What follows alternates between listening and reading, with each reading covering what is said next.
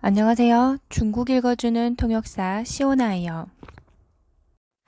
2021년 2월 8일 미국 전기차 업체인 테슬라가 비트코인에 15억 달러, 약 1조 7천억 원을 투자하고 테슬라가 생산하는 모델 Y 같은 전기차를 화폐 대신 비트코인을 받고 팔겠다는 계획을 발표하였습니다. 이 소식이 전해지자마자 비트코인은 사상 최고치를 경신했습니다.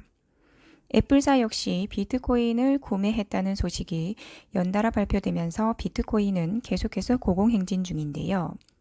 사실 지금껏 애플사는 아이폰에서 화폐 채굴을 못하게 했었고 애플카드로 암호화폐를 구매하지 못하게 했었습니다. 하지만 앞으로는 애플사가 직접 나서 암호화 화폐 매매 활동을 할 수 있는 시스템을 마련하겠다고 발표했습니다.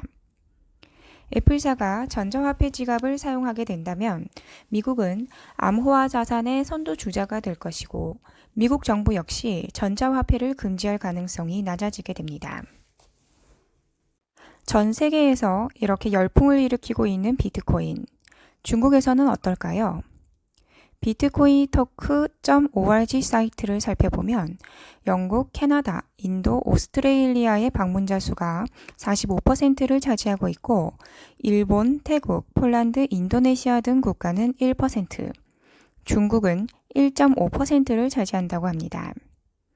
회원 24만 명 중 중국인은 3만 6천 명 정도로 예상하고 있습니다. 비트코인을 보유하고 있는 중국인 수를 20일에서 35만 명 정도로 생각하고 있고 전 세계에서 비트코인을 보유한 사람이 70에서 85만 명 정도로 예상되고 있는 가운데 중국인은 35% 정도를 차지하는 것으로 보입니다. 2009년만 해도 비트코인의 가치는 매우 낮아 1달러당 1300 비트코인 정도였는데 그때 당시만 해도 실질적인 가치가 없다며 값이 더 오를 거라고는 예상하지 않았었습니다. 하지만 최근 11년 만에 비트코인은 전 세계에서 가장 주목받는 가상화폐로 성장하였고 그 가치 역시 초창기 때보다 1600만 배나 성장하였습니다. 한국에서도 매우 큰 열풍을 일으킨 비트코인, 중국에서 역시 마찬가지인 것으로 보입니다. 한 중국인은 초창기 때 비트코인을 눈여겨보고 한국 돈 866만 원을 투자해 지금은 1조 2천억 원을 가진 부호가 되었다고 합니다. 이러한 성공 사례들이 속속들이 전해지면서 중국인들 역시 너도 나도 비트코인에 참여하고 있는 것으로 보입니다. 하지만 언젠가는 꺼질 거품이고 더 신중하게 구매해야 한다는 비판적 의견도 만만치 않습니다.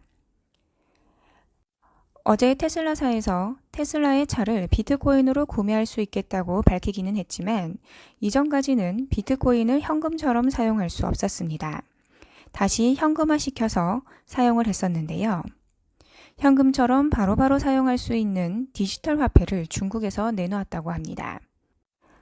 2014년 중국인민은행은 디지털 위안화 관련 연구를 시작해 2019년 11월 법정 디지털 위안화의 단계별 설정, 표준화, 기능 연구, 관련 테스트 등을 이미 마쳤다고 밝혔습니다. 그리고 작년 2020년에는 디지털 위안화로 제한적 거점 테스트에 돌입하였습니다. 2020년 4월 초 중국인민은행의 디지털 위안화 연구소에서는 션전, 수조, 신도시인雄安新区, 청도, 그리고 동계올림픽이 열릴 지역에까지 제한적 거점 테스트를 하겠다고 밝혔습니다. 그 이후 수조에서는 디지털 위안화로 몇몇 기업 직원들에게 교통비 지원금 형태로 나누어 주기도 했는데요. 특정 인구 집단, 특정 범위 내에서 테스트를 시작한 것입니다. 2020년 말 수조는 12월 12일 수저우 쇼핑데이 기간 동안 9만 5천 명에게 디지털 위안화로 보너스를 지급했고 처음으로 온라인상에서 사용하기도 했습니다. 업계 인사들은 디지털 위안화가 12월 12일 쇼핑데이 기간 동안 적극적으로 활용하면서 규모적으로나 지역적으로나 매우 큰 성과를 거두었다고 평가했습니다. 디지털 위안화는 계획 수립, 이론적 연구, 기술 개발, 베타 테스트, 공개 테스트, 전면화 추진이라는 여러 가지 단계를 거쳐서 발전하고 있습니다. 2021년에는 디지털 위안화가 더 많은 도시와 업계에서 시범 사용될 것으로 예상합니다. 처음으로 범지역적 결제 테스트도 시도할 것으로 기대하고 있는데요. 이로써 향후 동계올림픽에서 해외 스포츠 선수단이 더 편리하게 사용할 수 있도록 환경을 조성하겠다는 목표입니다.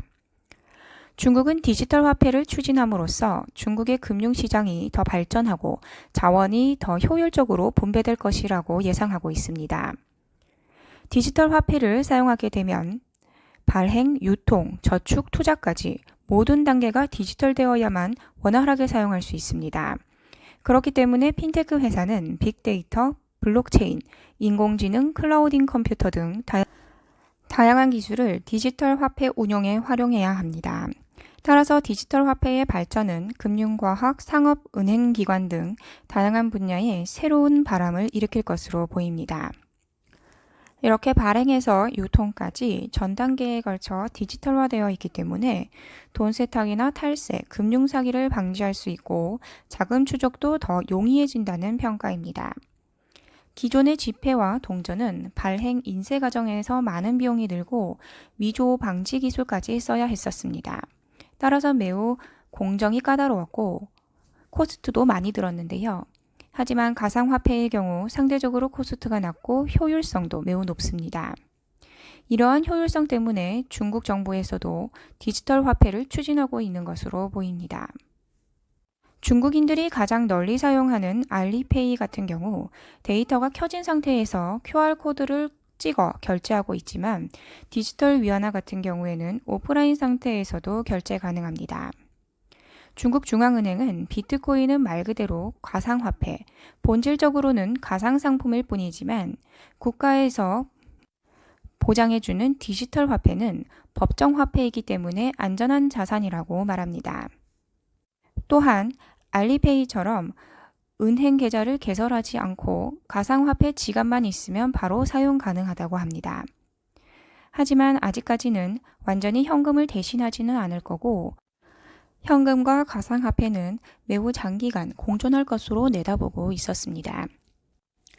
전 세계적으로 비트코인 열풍이 일어나고 있는 가운데 중국 내에서도 디지털 위안화를 추진하고 있고 한국은행 역시 디지털 화폐를 도입하기 위해 연구에 박차를 가하고 있다고 합니다.